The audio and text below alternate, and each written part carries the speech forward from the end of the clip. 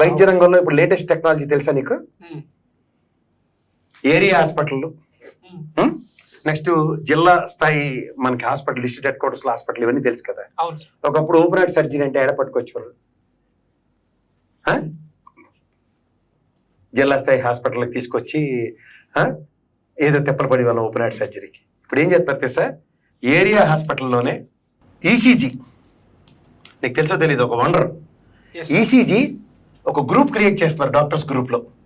అందులో cardiac head ఆ ECG యొక్క ఆవశ్యకత మీద ఇన్స్టెంట్ రియాక్షన్ మోడ్లో ఈసీజీ యొక్క ఫలితాలతో అతనికి సర్జరీ కావాలంటే ఏరియా హాస్పిటల్లోనే జరిగిపోతుంది. ఇది ఇవాళ సంతరించుకున్న వైద్య రంగంలో పురోగతి. ఇది ఒక జగన్మోహన్ రెడ్డి ఈ ప్రభుత్వంలో ప్రజా సంక్షేమానికి ఎంత పెద్దపీట వేసాడో చూడు. ఇది తట్టుకోలేక సస్తో ఇలాంటి చాగంటి కోటేశ్వరరావు గారి భోగోని బ్యాచ్ అంతటిని దింపుతారు మార్కెట్. 17 మెడికల్ కాలేజీలు కూడా ఎట్లా 17 మెడికల్ కాలేజీలు, ఇది అభివృద్ధి అంటారు ఇట్లని.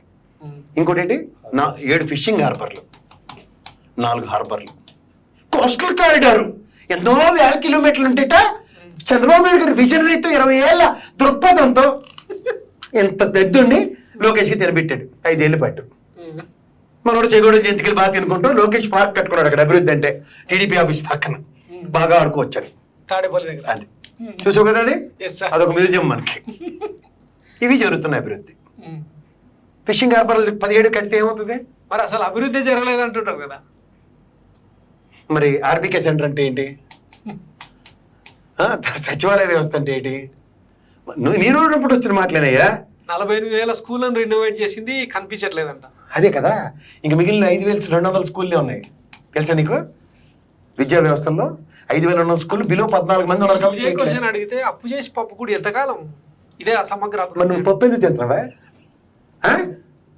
నువ్వు పప్పు ఎందుకు తింటున్నావు? గెంజితే పడుకోలేపా. ఇగో నేను 5 జిల్లాల పర్యటనకి వెళ్తున్నా, విత్ డేటా ఇస్తా, నేను ఓపెన్ ఛాలెంజ్ చేస్తున్నా, నేను ఉంటాను ఒక్కడే.